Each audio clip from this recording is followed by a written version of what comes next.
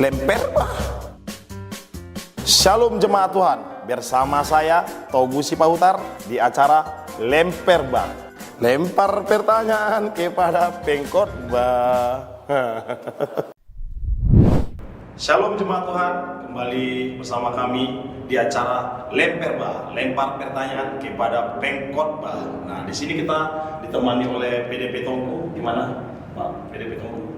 Baik, Ya. baik. Di sini kita ditemani oleh PDP Tongku, menjadi narasumber kita yang mau menjawab pertanyaan-pertanyaan nanti untuk tentang firman Tuhan. Nah, di sini di tema kita ini kebetulan perbuatan yang ajaib, Pak Tongku. Nah, seperti membelah laut, air jadi anggur. Nah, menurut Pak Tongku itu bagaimana menurut versi Pak Tongku itu perbuatan yang ajaib? Iya.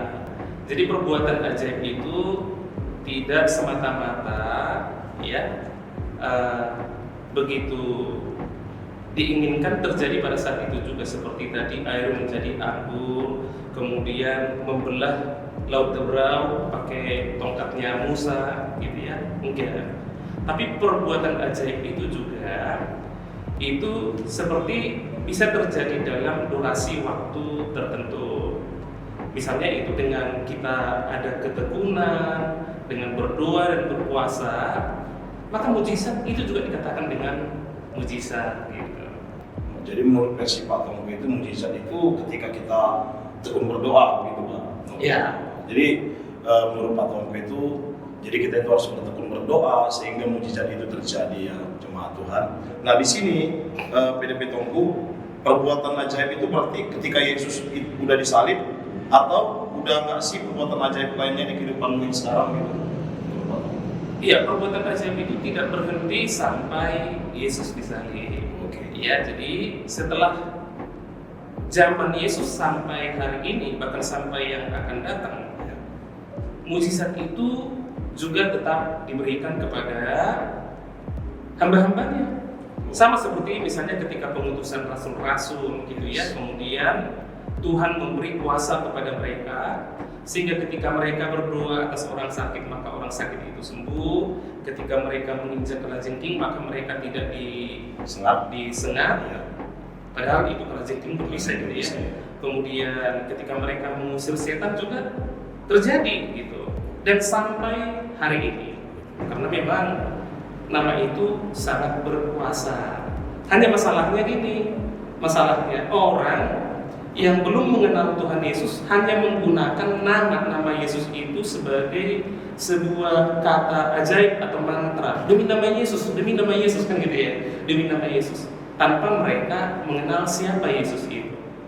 Itu dia. Jadi itu adalah sebuah orang mau sesuatu daripadanya tapi dia tidak berusaha untuk mengenal Tuhan itu. Tuhan itu gak mau seperti itu. Tuhan itu mau supaya kita mengenal Dia.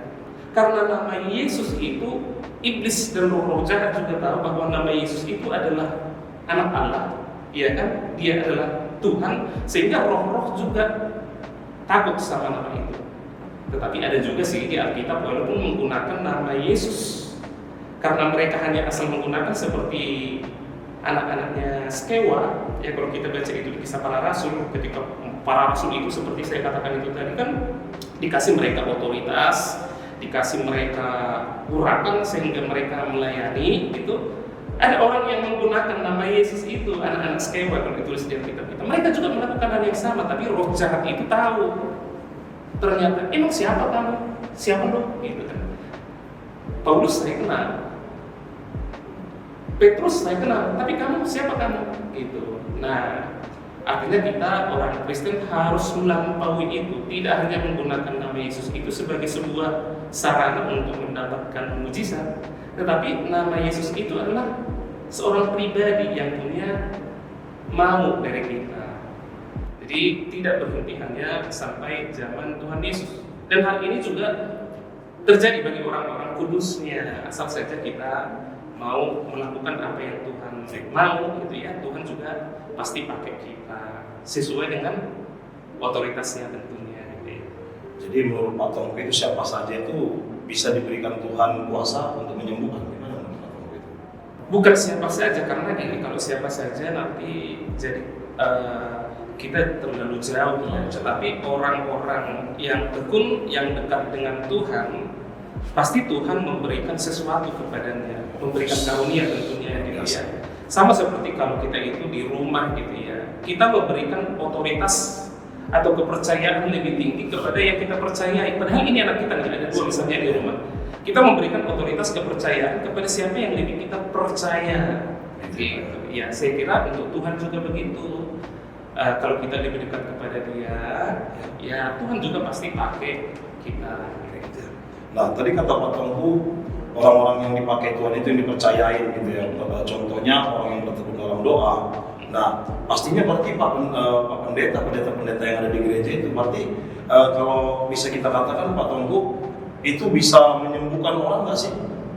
Kan mereka itu punya kuasa gitu seperti Pak Tengku katakan tadi. Oh iya bisa ya.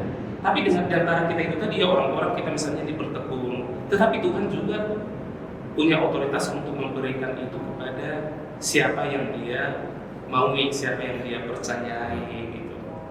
Jadi orang-orang yang tekun dalam Tuhan itu, saudara-saudari, itulah yang dipakai Tuhan nantinya bisa percaya Tuhan untuk dapat memberikan mujizat. Gitu ya Pak Tengku ya? Iya. Ya, gitu jemaat Tuhan. Nah, oke, silakan Pak Tengku. Teman dulu ini lemper sebenarnya. Kalau lemper kita ini di acara kita ini lemper Pak.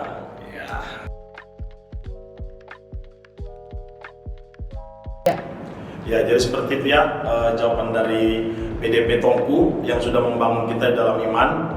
Semoga saudara-saudari semua dapat terbantu dalam iman, semakin kuat, semakin diberkati. Terima kasih Pak Tongku sudah datang di tempat kita ini di acara lemper Pak tentunya. Ya, acara lempar pertanyaan kepada pengkhotbah. Nah, sampai jumpa di season berikutnya. Tuhan Yesus memberkati. Bye-bye.